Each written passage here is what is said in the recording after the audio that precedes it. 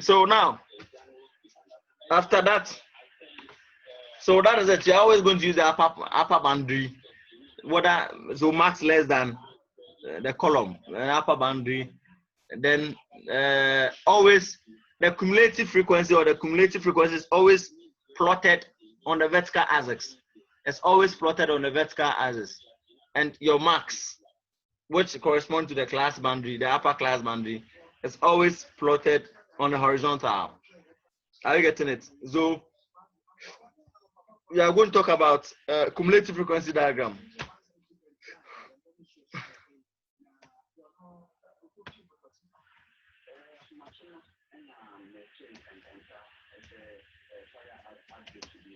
Cumulative frequency.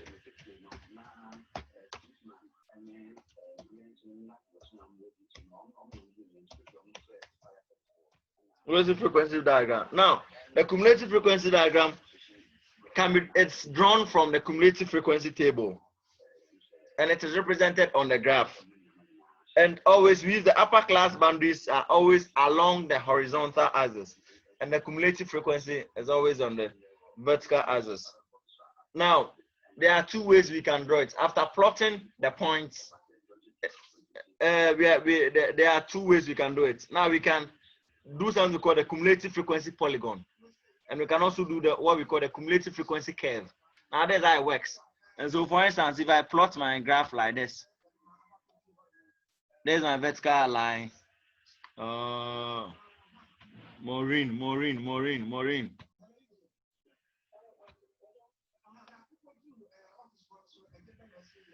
So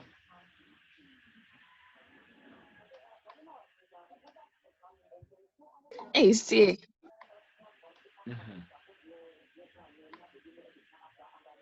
So this is my graph.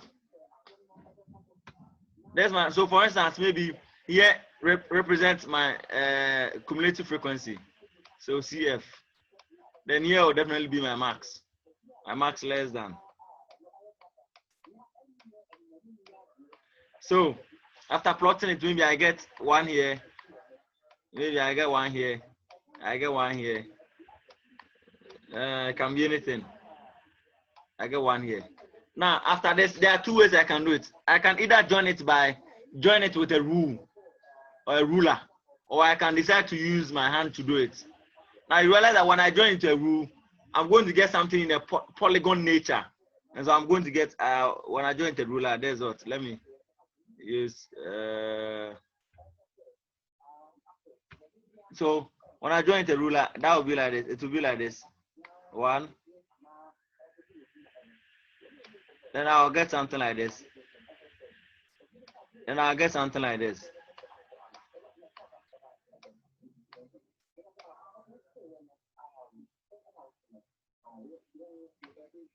Then I'll get something like this. So this looks like a polygon. So when I join it to the ruler, or when I use the ruler system, what we call this is cumulative frequency polygon. That is joining all the consecutive points by the best shape curve given the distance. So this one will be the cumulative frequency using the straight lines. Now, when I use a freehand sketch, you bear with me, it will be in a curve way. It will be curvy, you understand? Curvy like Sewami, so it will be curvy or Moishe Gudon. When that happens, we call it cumulative frequency curve or ogive. Another name for the cumulative frequency curve is ogive, OGIVE. And so normally it depends on the question. Now, if the question doesn't state emphatically what they request of you or what is required of you, then you can use any of them. But if the question says that draw from the data above, draw a cumulative frequency diagram, then you can use any of them. But when a question is specific, draw a cumulative frequency polygon, then now we are going to use a ruler. When it says that draw a cumulative frequency curve or what do you call it, or ogive, then that is you are going to use the one the freehand sketch.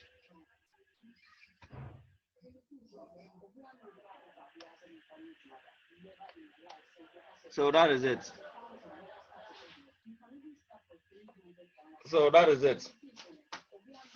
I hope I've made myself clear. Have I? Yes, sir. Oh, please, mind me small. Yes, sir. Good. So that is it. That is it. So that is it. I've already taught you everything you need to know. How to draw the curve, how to first draw the cumulative frequency table, then translate it into having the cumulative frequency diagram of this thing. And we can also find what the next topic we are going to do is finding the median.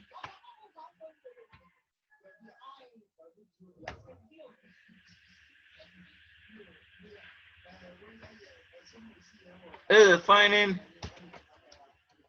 the median from a cumulative, listen, from a cumulative, finding a median from a cumulative frequency curve. Frequency curve, yeah. Curve. Yes. Yeah, so yeah, okay. So that is what you're going to do. That's what you're going to do. So already we know that the median of a set of numbers is the middle value or the arithmetic mean of the two middle values. When I say arithmetic mean, you're trying to say the average of the two values. If they are arranged in increasing order of magnitude, if they are arranged in increasing order of magnitude, yeah. So the cumulative frequency is normally used to estimate the median from a group data. So it is normally used to estimate the median from a group data. Now, from the cumulative frequency curve, the median is the value on the horizontal corresponding on the horizontal scale. And so the median mark will always be the number here. Will always be the number here. The corresponding number. So when I trace it to this, the median will be this one. We are going to do a lot of them and this thing. So note that it is difficult to obtain the actual value of a median of a grouped frequency. It is very difficult to get the median of a group frequency distribution table, since we only find the median class. So normally when you have a group system like 5 to 10 and all this, you normally find the median class. You normally find the median class. Or I to say the median class. Yeah, that is what we're going to do. Yeah, so that is it. So basically the same formula we do, sigma half sigma f. That's the same formula we are going to use to find for our median, the median. And so for instance, if the sigma is 60, sorry, the sigma is 60, the sigma frequency is 60, then we are going to divide it by half. So when you divide by half, we are going to get what? 30. 30. That means the sigma of the cumulative frequency we are talking about. Oh. So if it is 30, then that means you are going to trace the 30 to what do you call it? The curve here, what emits. Then we join it down straight to its corresponding class mark. And now the class mark now becomes the what do you call it? The median mark. I hope I made myself clear. So let me try one. Yeah. So okay. So if you have something like this, then we trace it down here. Trace it down here. So the point here, this one becomes our median mark. That is very simple. And you bear it to me, here is the half sigma f. Please, do you get it? And you know the last one will definitely be our sigma f.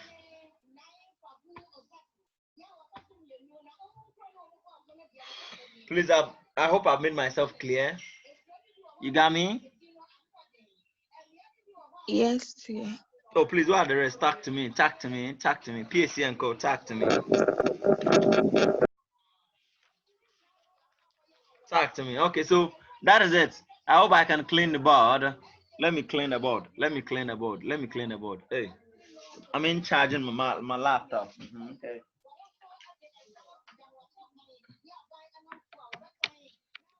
So that is it.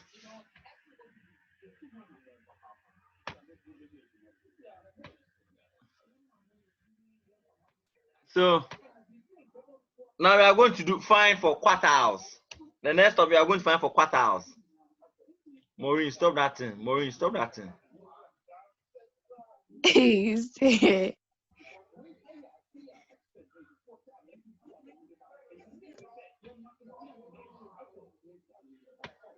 You're gonna find the quartiles.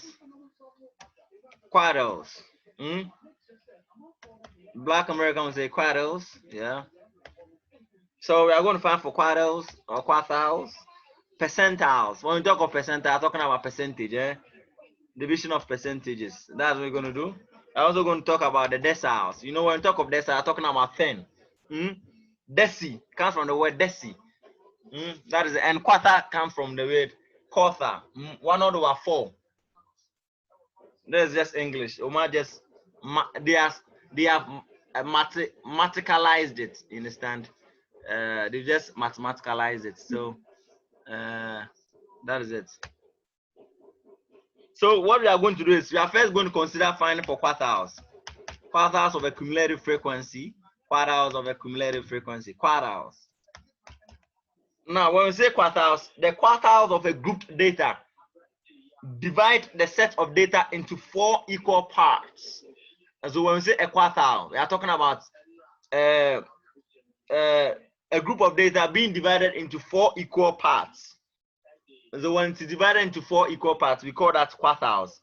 So the first or lower quartile is denoted by K1.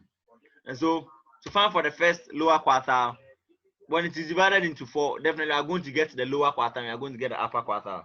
So the first or lower quartile is K1. So K1 is equal to half, not half, 1/4, because we are talking about quartiles here. 1/4 sigma of F. Sigma F. Oh. Let me just use N. The N is the same as sigma F. Let me use that. So that is it. And the third or upper quartile. So this one will help us get our lower quartile. Now the upper quartile is that that will be Q. That will be Q3. Q3. That will be 3/4. 3/4 of the sigma F. Now, if you want to find for the second quartile, that one too can be Q2. Q2, and that will be maybe 2/3. 2/4 N. I hope I've made myself clear. I hope I made myself clear. So the second or middle quartile is the median, and it is denoted by Q2. So definitely the second will be the median. So that is it. That is it. I'm going to explain. I'm going to do a lot of this thing. Now, the quartiles of a set of numbers are found in the same way as the median. So they are found in the same as the median. Now, when it is, so we are going to do a lot of work. The first thing, when we are given a question like this, the first thing we are going to do is we first have to arrange the numbers in order of magnitude. So we are first going to arrange the numbers in order of magnitude. Now, the first quartile, K1, is the 1/4 into bracket n plus 1. When we say n plus 1, the number of the n is small n. So the number of the set of numbers, so n plus 1 of the item or observation. Now the third one will be 3/4 into bracket n plus 1 of the distance. Now note that n is large. We are going to do 1 or 2 questions, and I want to see if we have some questions here so that we find for lesson. Now find the quartiles of the following set of numbers. Find the quartiles of the following set of numbers. 41. So let's write 41. 26. 26. 27. 64. 64. 72. 72. 65. 65. 85. 85. 20. 20. 41. 41. 30. 34. So 41, 21, 26, 27, 64, 72, 65, 85, 20, 41, 30, and 34. So the first thing we are going to do is, what do we have to do? Hello, what are you first going to do? We have to arrange it. Arrange. So let's arrange it there. When you say it right. So we first have 20. From 20, we are going to have 26, right? Then I'm going to have 27. Then after 27, what are we getting? 30, right? We get 30. Then from there, what are we getting? What are we going to get? After 30, what are you getting? 34. 34. 34. Then we have 41, right? We got 41. Okay. We got 41, 2 again. Then what do we have? We have 64. 64. I'm going to have 65. We're going to have 72. Then we're going to have 85. So that's it. We are done arranging it. And so, how many numbers do you have? How many numbers do you have? 1, 2, 3, 4, 5, 6, 7, 8, 9, 10, 11, 12, 10, 11. So there are 11. So we have 11 values, or small n is equal to 11. 11, 11. So we first have to find for the lower quartile. Find for the lower quartile scale. Using n, we are going to get this. So the lower quartile, we are going to get is 1/4 into brackets small n plus 1. So K will give us n plus 1 will give us 12. 12 divided by 4 will give us what? That will be 3. So we are talking about the third value here. That is K1. K1. Now, then from there we can also find for the lower quartile is that the median is, so we can find for the median, which is Q2. So Q2 or the median, Q2, we can also do that. What are you getting? Now we have into brackets n plus what? N plus 1. What we getting? What are you getting?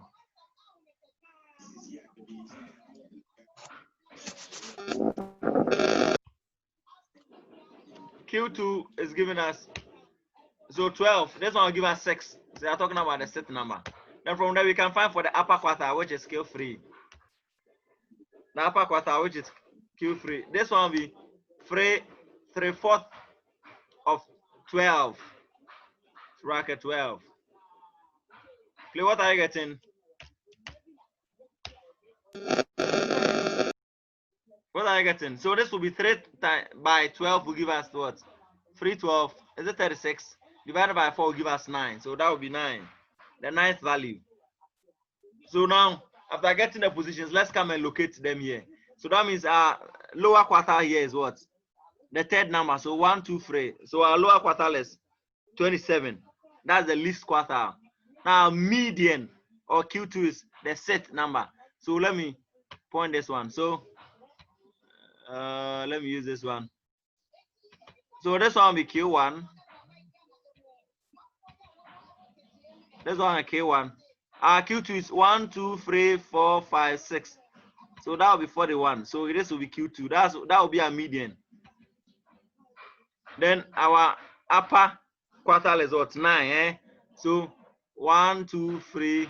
So 6, 7, 8, 9. So this will be this is the ninth value. So this will be our upper quartile. Q3. Please, I hope I've made myself clear. So the first quartile, the lower quartile is 27. Second is 41. The third is 65. This is how we are going to find the quartiles.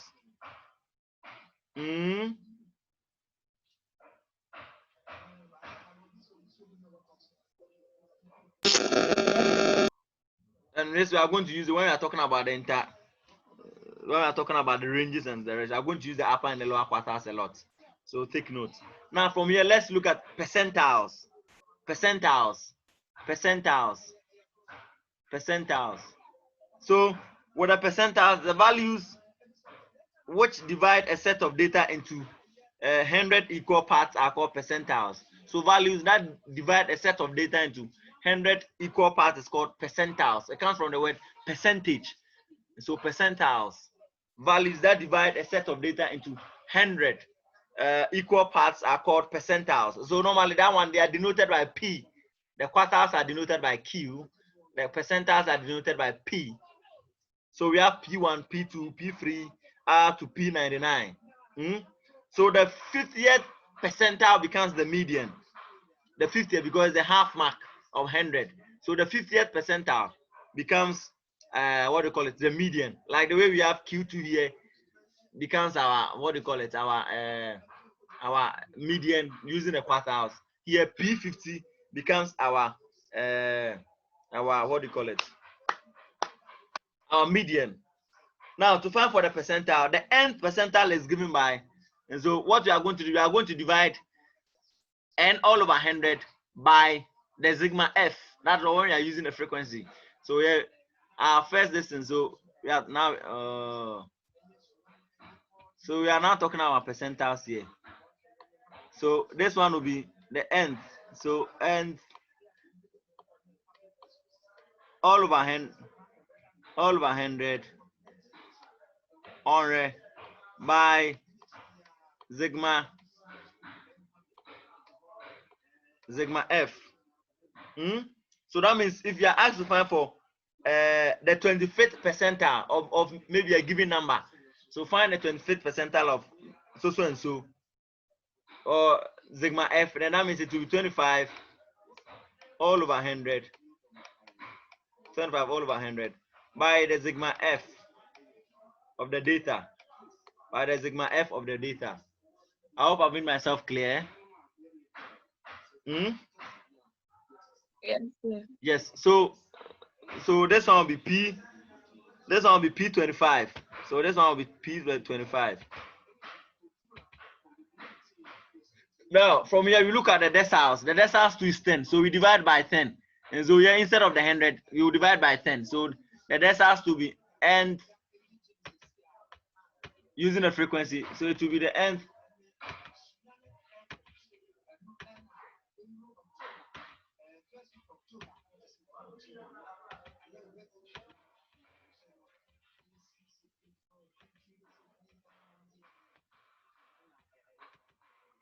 So that is it. So the deciles, that is it. So that one too is denoted by D. So if you have to find for D1, then to 1 all over 10 times sigma F. You have to find for D2 to be 2 all over 10 by sigma F. D3 will be 3 all over 10 by sigma F, and so on and so forth. So you better think because it is 10, the median mark will be the fifth decile. The fifth decile.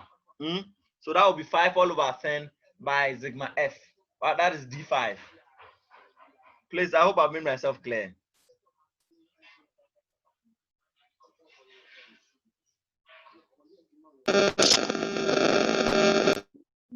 So that is it. Now, can I please clean the board? Yes, sir. Okay, so let's do finding the quartiles and the percentiles from a cumulative frequency curve. Finding the quartiles and percentiles from a cumulative frequency curve.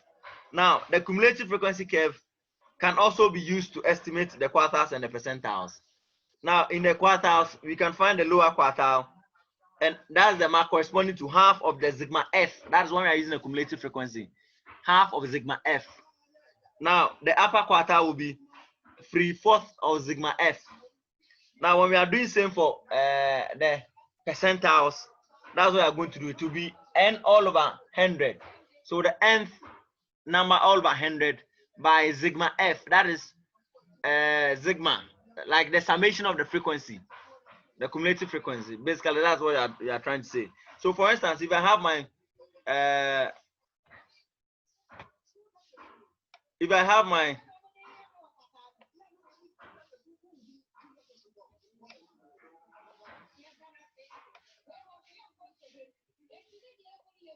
if I have my graph here, Then, for instance, I have my curve. So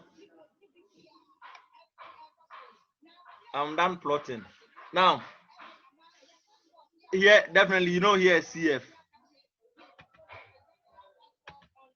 CF.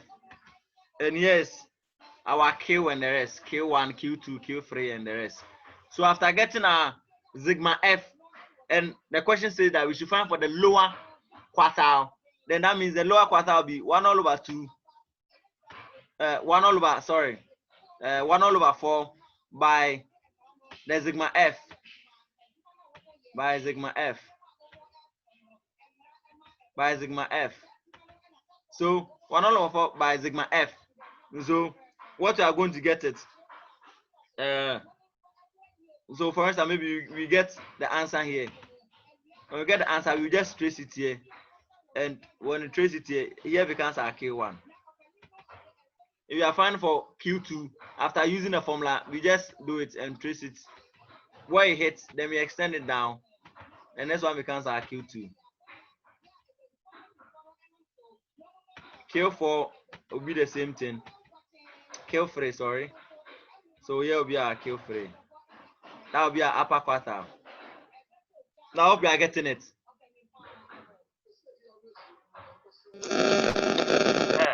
Now when we are also using the percentiles, definitely our here will be in hundreds. So maybe 0, 10%, 20%, and so on and so forth. Now that one, to use the same principle. After using the formula I gave you, you just trace it to the corresponding mark here. Then you get its percentile and the rest. I hope you've gotten it too.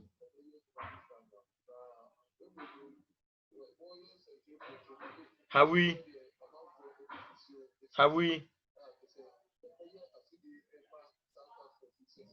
So always know that when you're using a cumulative, the sigma F is always the last number.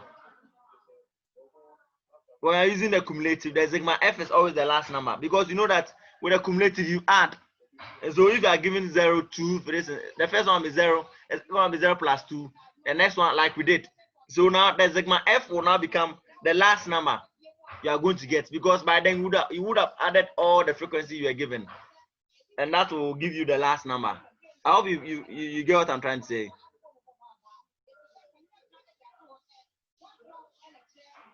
Please do get what I'm trying to say.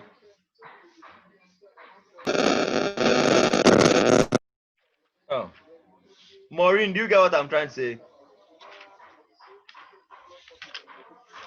Yes, sir. So our sigma distance. So just as how we did it after distance. So when I have my cumulative frequency here, maybe here is 0.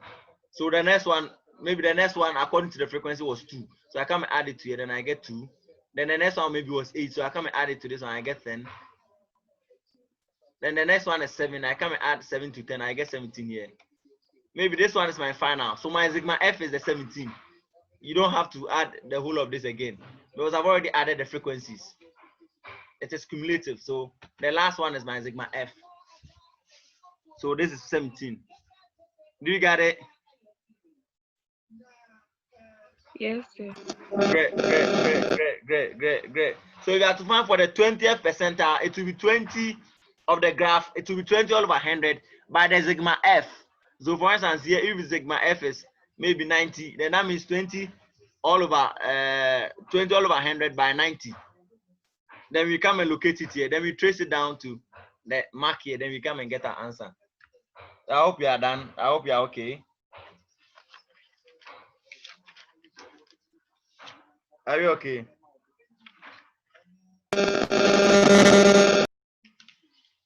So that is it. So when you are given a grouped data, I've told you a group data and its frequency. I've told you how you are going to do it. When you are using a cumulative frequency curve, you are going to use the less than, the age less than, and the rest. So for instance, if it is 1 to 10, you come and use 10.5, 20.5, 30.5. That will become your new X.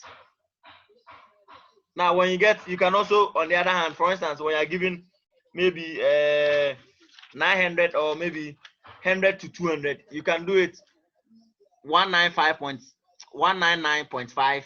You can subtract 0.5 from the upper class, the upper, what do you call it, upper boundary. You can do it. That becomes your new x with its corresponding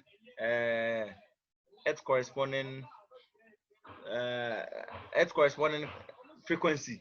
Then you can be doing your cumulative and so on and so forth. That is it. We have about 8 minutes more. Do you want us to start again when the distance ends, or function next week? Next week. Okay, next week. So next week we are going to do mean deviation, standard deviation, and variance. Then we are done with statistics too. I know Sir Solo have already taught your probability, so I may not be going to probability. We may do another topic. So let's see if we can try some. I can give you some work.